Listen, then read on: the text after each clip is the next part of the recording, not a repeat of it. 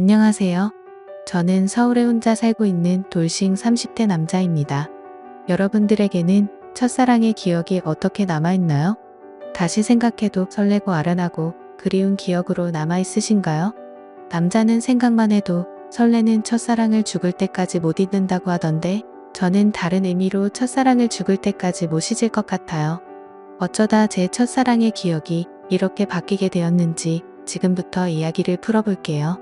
저는 고등학생 때 같은 반이었던 아내를 보고 첫눈에 반해 짝사랑을 해왔었어요.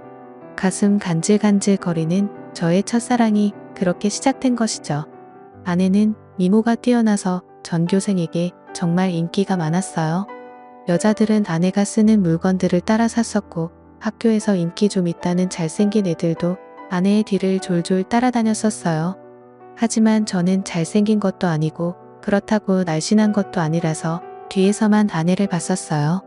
정말 평균 이하의 외모에 살집도 있는 편이라 제가 봐도 너무 별로더라고요. 늘 그렇게 뒤에서 아내를 지켜보다가 아내가 가는 대학에도 따라 들어가게 됐어요. 아무리 그래도 그 정도까지 하냐고 말하시겠지만 저는 그만큼 아내를 무척이나 좋아했었거든요.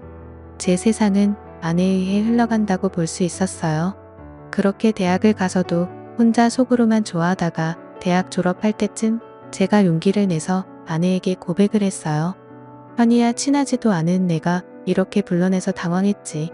졸업하기 전엔 꼭 너한테 하고 싶은 말이 있어서 불렀어. 나 너 좋아해 현이야. 나도 알고 있었어. 고등학생 때부터 뒤에서 계속 나만 보던데 어떻게 몰라? 다른 애들은 나랑 얘기 못해서 안달이었는데 넌 끝까지 쳐다만 보더라. 아 알고 있었어? 다른 애들은 다 잘생기고 이쁜데 난 너무 못생겼잖아. 그래서 너한테 말을 걸 용기가 없어서 그냥 뒤에서 쳐다만 봤어. 차라리 말을 걸지 그래서 뒤에서 쳐다만 보면 얼마나 무서운 줄 아니? 장난이야.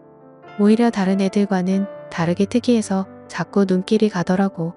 아 그랬어? 그럼 계속 특이한 애로 남게 오늘도 말 걸지 말 걸 그랬나? 나 근데 정말 너 좋아해. 대학까지 따라올 만큼 진짜 진심으로 좋아해. 대학까지 따라온 거야? 내가 뭐라고 이렇게 좋아해주는 거야? 나 정말 별거 아닌 사람인데. 아니야 너만 보고 있으면 주변이 환해지고 너가 웃을 때마다 내가 행복해지는걸. 이젠 졸업 앞두고 마지막이라고 생각하고 말한 거야. 부담 가지지 마. 대답 안 해줘도 돼. 왜 난 대답하고 싶은데. 원래 고백은 대답 들으려고 하는 거 아닌가? 나는 좋아 우리 한번 만나보자. 아직 어리니까 가볍게 만나보고 아니면 그때 헤어지면 되지. 저는 인생은 미쳐봐야 본전이라는 생각에 당연히 찰 것이라고 예상하고 고백한 것인데 예상 밖으로 아내는 활짝 웃으면서 저를 받아주더라고요. 그렇게 저희는 얼떨결에 연애를 하게 되었어요. 남들과 똑같이 데이트도 하고 사랑을 나누었죠. 아내 주변에서는 도대체 저를 왜 만나냐고 했었는데 그냥 웃기만 하더라고요. 저는 이유가 뭐든 지금 아내와 사귀고 있다는 자체가 행복해서 아무런 상관이 없었어요. 그리고 졸업을 하고 저는 운 좋게 대기업에 취업을 하게 되었어요.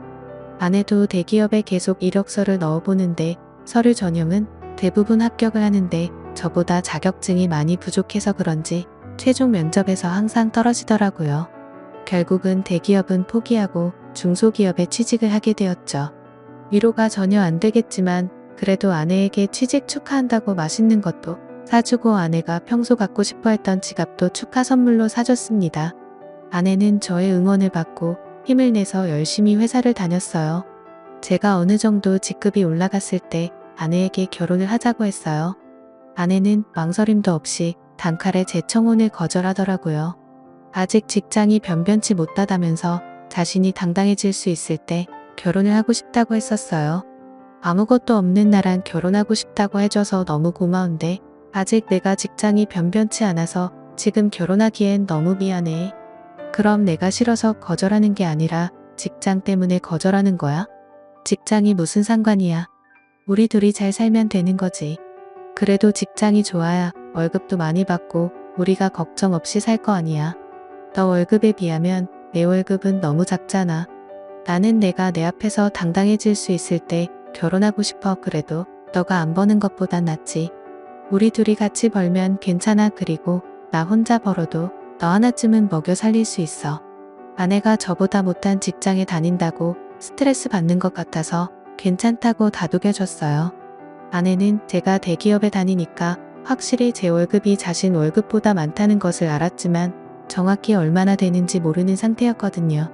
그래서 저는 아내에게 이 정도의 월급을 받고 있으니 결혼해도 문제가 없다고 설득했죠. 제가 자신보다 2배 넘게 받는다는 것을 듣고 놀라더니 고민을 하는 것 같더라고요. 계속되는 저의 설득 끝에 아내는 긍정적으로 생각이 바뀐 것인지 제 청혼을 받아주었어요. 제가 이렇게 결혼을 서두르게 된 이유는 회사에서도 아내가 인기가 많은 것 같더라고요.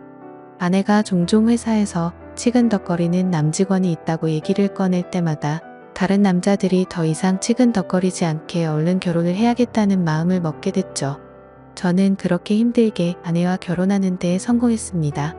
저희는 결혼한 지 2년이 지났는데도 자식 없이 여전히 둘이서 신혼생활을 보내고 있어요. 사실 아무리 노력을 해도 아이가 저에게 찾아올 생각을 하지 않더라고요. 아내와 저는 아직 젊으니까 조급해하지 말고 아이가 찾아올 때까지 천천히 기다려보기로 했어요. 그러다 결혼 3년 차가 되었을 때 아내가 임신을 했더라고요. 저희 부모님은 아들이든 딸이든 상관없다며 너무 수고했다고 고맙다면서 아내의 손을 꼭 잡고 오셨어요. 아내도 어머니의 눈물을 보고선 살짝 눈가에 눈물이 고였더라고요. 며느리 아끼는 시부모님 덕분에 낙동강 오래할 신세가 된 저만 힘들어졌었어요. 아내 회사가 중소기업이어도 설립자가 여성분이어서 그런지 복지가 대기업 못지않게 좋더라고요. 아내는 일을 하면 스트레스 받을까봐 아이를 위해 휴직을 하고 집에서 쉬고 있었어요. 혹시나 쉬면서 집안일이라도 할까 어머니께서 집에 오셔서 아내 대신 집안일을 다 해놓고 가시더라고요. 저도 퇴근하고 오면 어머니의 잔소리를 듣고 아내의 시중을 들기 시작했고요. 아내 시중을 들면서도 저는 태어날 아이 생각에 하나도 힘들지 않았고 행복했어요. 저희는 아들, 딸 구애받지 않으려고 병원에 검진을 가도 성별을 알려고 하지 않았어요. 출산하고 아이를 보러 신생아실에 갔는데 아내를 아주 쏙 빼닮은 귀여운 딸이더라고요. 엄마를 닮아서 그런지 아이의 얼굴이 벌써 완성형이라고 호들갑 떨었다가 아내한테 주책이라면서 벌써 딸바보 됐냐고 등짝 한 대 맞았네요. 아내 손이 매운 편인데 저는 그날 아무리 맞아도 아프지가 않고 오히려 간지러웠어요. 이래서 다들 딸 낳으면 딸바보가 되는 건가 보다 싶더라고요. 딸이 태어난 지 이제 1년이 넘어가기 시작했을 때 저는 집 앞에서 충격적인 장면을 목격하게 됐습니다. 제가 집급이 올라가면서 회의다 뭐다 여기저기 불려다니다 보니 정시 퇴근하는 아내가 항상 저보다 먼저 집에 와 있었어요. 그런데 제가 몸이 안 좋은 것 같아서 회의에 참석하지 못하고 집에 바로 온 적이 있었어요. 차를 주차하고 내리려고 가방을 챙기는데 어떤 차에서 내리는 아내가 보이더라고요. 아내는 운전면허가 없어서 항상 제가 데려다 주거나 대중교통을 이용해서 출퇴근을 했었거든요. 저는 처음엔 동료가 데려다 준 거라고 생각하고 신경을 쓰지 않으려고 했었어요. 그런데 아내가 집에 들어가려고 할 때 남자가 차에서 내리더니 아쉽다는 듯 아내의 손을 잡더라고요. 저는 내리려고 손잡이에 올린 손을 떼고 그 모습을 어처구니 없이 쳐다보고 있었어요. 아내는 남자를 보면서 웃고 있고 남자는 잡은 손을 앙탈 부리듯이 흔들고 난리도 아니더라고요. 다른 사람이 보면 그 둘이 부부인 줄 알겠더라고요. 하필이면 제 차가 입구 정면에 주차하고 있어서 제 블랙박스에 그 장면이 그대로 다 찍혔었어요. 저는 차 안에서 나오지 않고 아내가 들어간 후에도 그 장면만 계속 돌려보고 있었어요. 잘못 생각한 거라고 현실을 부정하려 했지만 보면 볼수록 외도가 맞는 것 같아서 화가 나더라고요. 더 확실한 증거를 잡아야겠다는 생각에 저는 집으로 바로 들어가지 않았어요. 차 안에서 쉬다가 원래 제가 퇴근하던 시간에 맞춰서 집에 들어갔죠. 아내가 웃으면서 저한테 왔냐고 말하는데 온몸에 소름이 돋았어요.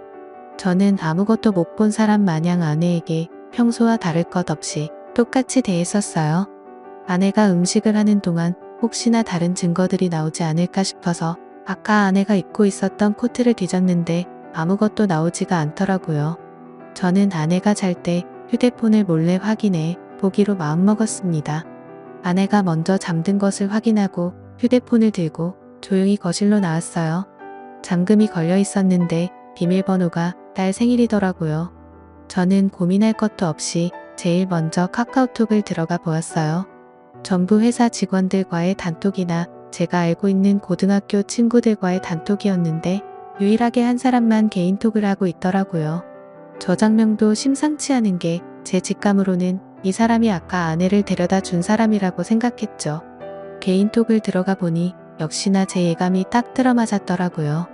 아내가 저랑 연애했을 때보다 그 사람이랑 더 달달하게 카카오톡을 주고받았어요. 그런데 두 사람이 사귄 지가 꽤나 오래된 사이였던 것 같았어요.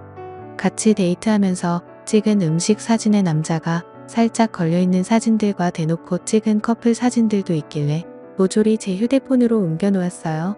그리고 다음날 아침밥을 먹으면서 아무렇지 않은 표정으로 평소 대화하듯 아내에게 이혼 서류를 준비하라고 했어요. 아내는 잘못 들은 건가 싶은 표정으로 갑자기 무슨 소리냐고 하더라고요. 저는 아무 말 하지 않고 커플 사진을 아내의 폰으로 전송했어요. 방금 내가 당신한테 사진을 하나 보냈는데 그게 우리 이혼 사유야. 그러니까 군말 없이 퇴근하면 이혼 서류 준비하고 당신 짐 싸놓고 있어. 여보, 내가 미안해. 다신 안 그럴게. 잘못했어. 내가 당장 그 남자 정리할게. 우리 딸을 봐서라도 이혼만은 안 돼. 엄마는 아빠 없는 애로 키울 수 없잖아. 안 그래? 그걸 아는 사람이 남편 두고 이렇게 딴 남자를 만나고 있었던 거야. 저번에 친구랑 저녁 먹고 온다고 했던 날도 그 남자랑 먹었더라. 그땐 정말 아무 사이 아니었어. 그날은 둘 다 상사한테 엄청 혼나고 퇴사 고민할 만큼 힘들길래 같이 저녁 먹으면서 하주연하고 헤어진 게 다야. 진짜야. 거짓말 치지 마. 내가 그전 대화까지 안 봤을 것 같아? 내가 사진만 대충 본 줄 아는 거냐고. 대화 내용까지 다 봤는데 왜 거짓말 치는 거야? 나도 모르겠어. 이렇게 거짓말해서라도 당신 잡고 싶었나 봐. 내가 잘못했어. 나를 욕해도 좋아. 그런데 이혼만은 절대 안 돼 여보. 그래? 그럼 지금 그 놈이랑 당장 헤어져. 그렇지 않으면 난 무슨 짓 할지 몰라. 당신 회사에 불륜 증거 다 뿌리고 이혼할 수도 있어. 아내는 회사에 불륜 사실을 알리겠다고 하니 당장 그 남자에게 전화해서 이별을 통보하더라고요. 그리고 며칠 뒤 아내한테 들은 얘기인데 아내와 헤어지고 그 남자는 이직을 했다더라고요. 아내로 이직했는지는 모르고 남자가 휴대폰 번호를 바꿔버려서 만약에 다시 만나고 싶다고 한들 만날 수 없는 상황이라고 확실히 관계가 끝났다는 것을 말해줬어요. 저는 제가 있는 앞에서 이별을 통보했던 아내라 저 말을 의심조차 하지 않고 믿었던 것 같아요. 조금이라도 의심해보고 제가 직접 알아봤어야 할 내용이었는데 말이에요. 그리고 저희는 다시 예전 신혼 때처럼 관계 회복에 성공했어요. 아내가 미안했는지 그 사건 이후로 제게 과하다시피 너무 잘해주더라고요. 그 행동도 의심해봤어야 했는데 말이에요. 그 사이에 귀여운 딸이 저희에게 한 번 더 찾아왔어요. 이번에도 아내를 쏙 빼닮아 너무 이쁘더라고요. 어쩜 두 딸 모두 좋은 유전자만 받고 태어난 건지 눈에 넣어도 안 아플 지경이었어요. 제가 한동안 딸 보는 재미가 얼마나 쏠쏠했는지 몰라요. 주위 사람들한테 요즘 딸 보는 맛에 산다고 말하고 다닐 정도였어요. 요즘은 아들보다 딸이 더 좋다고 하던데 딸들을 보고 있으니 왜 그런 말을 하는지 알 것 같았어요. 어찌나 애교도 많고 저를 보고 방긋방긋 잘 웃던지 나중에 커서 딸이 결혼한다고 하면 정말 대성통곡할 것 같았어요. 저는 영원히 제 딸들을 옆에 끼고 살 수 있을 줄만 알았어요. 그날만 아니었다면 말이죠. 제가 중요한 프로젝트를 맡고 있어서 잠을 제대로 못 잔 적이 있었어요. 평일엔 프로젝트 때문에 주말엔 딸들 보느라 피로가 누적이 되었던지 그날은 정말 낮잠을 안 자면 제가 과로사 할 수도 있겠다는 생각이 들더라고요. 웬만하면 아이들을 봐주려고 했는데 도저히 못 버티겠어서 정말 오랜만에 주말에 잠시 낮잠을 잤었어요. 그러다 중간에 목이 너무 말라서 잠에서 깨버렸어요. 거실에서 아내가 통화를 하는지 문틈 사이로 아내 목소리가 어렴풋이 들리더라고요. 스피커폰으로 해놓은 건지 간간히 다른 사람 목소리도 들렸었어요. 저는 목이 말라서 아플 지경이길래 물을 마시려고 손잡이에 손을 올렸는데 아내가 하는 말에 문을 열지 못하고 그 자리에서 굳어버렸어요. 오늘 남편 얼굴 보는데 날이 가면 갈수록 더 못생겨지더라. 살만 디룩디룩 쪄서 진짜 얼굴 맞대고 밥 먹기 힘들어. 같은 공간에 있기도 싫어. 그러니까 내가 계속 이혼하라고 했잖아. 언제 이혼할 건데 이대로 살 생각이야. 도대체 언제까지 이러고 있을 건데. 나 이제 당신 남편이 불쌍해 보일 지경이야. 아니 뭐 아직 애들도 어리고 내 월급으로 애들 키우는 건 힘들잖아. 그렇다고 당신 월급도 많은 게 아니니까 조금만 더 있다가 하려고 이혼할 생각이 있긴 한 거야. 내가 봤을 땐 당신 남편이 가진 돈 때문에 이혼 안 할 것 같아. 말로만 이혼할 거라고 하고 계속 이런 식이면 나 당신 남편한테 다 말할 거야. 아 좀 기다려보라고 했잖아. 왜 이렇게 보채는 거야. 매력 떨어지게. 우리 딸 부족함 없이 키워야 하지 않겠어. 그러니까 조금만 참아. 그건 그렇긴 한데 나도 애기들 보고 싶단 말이야. 맨날 사진으로만 보고 나도 실제로 애기들 알아보고 싶어. 근데 지금 자기 애도 아닌데 자기 애라고 믿고 저렇게 좋아 죽는 꼴이 너무 웃겨. 진짜 멍청한 거 아니야. 얼굴이 자기랑 너무 다르잖아. 당신 닮아서 얼마나 예쁜데 자기 애라고 믿지. 얼핏 들었을 때 대화 내용으로 아내가 상남이랑 통하고 있었다는 걸 알아차렸어요.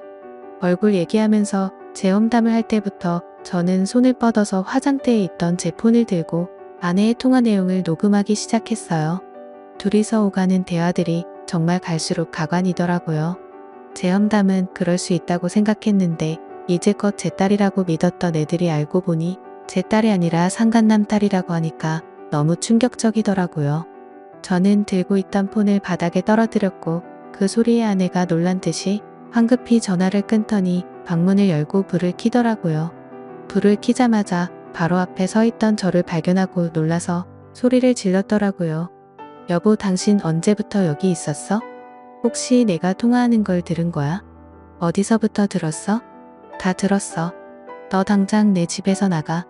더 이상 내 목소리 듣고 싶지 않으니까. 아무 말 하지 말고 지금 조용히 그대로 문 열고 나가. 여보, 이거 오해야. 내 말 좀 들어봐. 당신이 지금 어디서부터 뭘 들었든 다 오해야.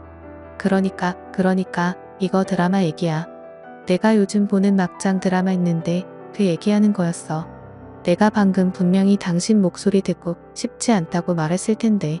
나가 안 나가. 못 나가겠으면 내가 나가게 만들어줘. 아이들 데리고 당장 나가. 여보, 내가 정말 미안해. 나 여기서 절대 못 나가. 한 발자국도 안 나갈 거야. 여기서 나가면 정말 갈 곳이 없어. 그러니까 제발 한 번만 봐줘. 괜히 입만 아프게 더 말할 필요 없고 여기 있는 물건들 다 내 돈으로 산 거니까 그대로 두고 귀찮게 짐 쌀 필요 없이 몸만 나가면 되겠네. 아이들 데리고 나가. 아내는 계속 나갈 수 없다면서 제 바지가랑이를 잡고 늘어지더라고요. 우리가 싸우는 소리에 놀라 애들도 울고 난리가 났었어요. 제 애가 아니라는 말을 들으니 더 이상 애들이 울든 말든 달래주고 싶지가 않았어요. 아이 용품은 우리 집에 둬봤자 필요가 없으니 대충 애들 짐만 챙겨서 아내 손에 쥐어줬어요. 아내는 제가 쥐어진 가방을 던지고 못 간다면서 바닥에 들어 눕더라고요. 제가 경찰에 전화하는 신용을 하니 아이들을 데리고 나갔어요. 알고 보니 아내는 전에 저한테 들었던 그 상간남과 계속 만나고 있었더라고요. 저번에 헤어졌다는 말도 거짓말이었고 일찍을 했다는 말도 전부 거짓말이었어요. 그렇게 저를 속이고 둘은 뒤에서 만남을 이어갔던 거예요. 아내의 자식이라고 믿었던 딸들도 그 남자와 아내 사이에서 낳은 딸들이었던 거죠. 지금까지 저와 자신 사이에 아이를 낳고 싶지 않아서 피임약을 복용하고 있었더라고요. 아내는 상간남이 가진 게 쥐뿔도 없었는데 단지 얼굴 하나만 보고 만난 것이었어요. 저랑은 그저 돈을 많이 버니까 돈 때문에 계속 만나다가 결혼까지 하게 된 것이었죠. 아내는 모든 사실을 알고 바로 변호사 선임해서 이혼 소송과 상간남 소송을 했어요. 아내와 상간남은 제게 당장 줄 돈이 없다고 미안하다고 빌더라고요. 여보, 내가 잘못했어. 당신이 이혼하라면 이혼해줄게. 우리 소송까지는 하지 말자. 그래도 같이 살아온 세월이 있는데 합의 이혼으로 끝내면 안 될까? 정말 죄송합니다. 용서받지 못할 짓 한 거 알아요. 그치만 소송만은 하지 말아주세요. 모아둔 돈도 없어서 당장 위자료 줄 돈이 없어요. 이렇게 부탁드립니다. 이렇게 될 거라고 예상을 못했나 봐요. 제가 저번에도 용서하고 넘어가 주니까 이번에도 사과하면 그냥 넘어갈 줄 알았어요. 저 절대 고소 취할 생각 없습니다. 아내가 외도한 게 이번이 처음이도 아니고 심지어 똑같은 남자랑 다시 외도를 했는데 저는 너무 괘씸해서 그 둘을 선처해 줄 마음이 전혀 없었어요. 결국 둘은 저한테 줄 위자료가 없어서 사채까지 써서 줬더라고요. 매달 정확하게 들어오는 월급 받고 사채를 쓴 모양인데 제가 가만히 있을 리 없었죠. 저는 불륜 증거들을 아내 회사에 뿌리기 시작했어요. 회사 내 커뮤니티에 익명으로 녹음본과 함께 글도 올렸고 팩스로 커플 사진들도 보내고 제가 할 수 있는 건 다 했었어요. 결국 아내와 상간남은 회사에서 질타를 받으며 그대로 쫓겨났습니다. 그리고 현재까지도 빚쟁이들을 피해 도망 다니고 있는 것 같더라고요. 그러게 처음 제가 용서하고 넘어가 줬을 때 정신을 차렸어야 했는데 자기 발등 자기가 찍는 짓을 왜 안 하십니까? 저는 정말 죽을 때까지도 이 일을 절대 못 잊을 것 같아요. 다시는 결혼할 생각도 그렇다고 연애를 할 생각도 전혀 없어요. 저는 이렇게 혼자서 걱정 없이 사는 것도 괜찮을 것 같다는 생각을 해요. 오히려 부양할 가족이 없으니 마음이 더 편해졌어요.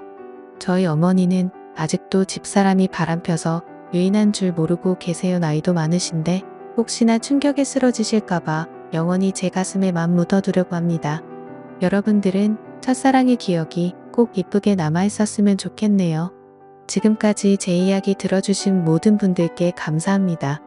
모두 가족들과 행복하고 따뜻한 겨울 보내시길 바랍니다.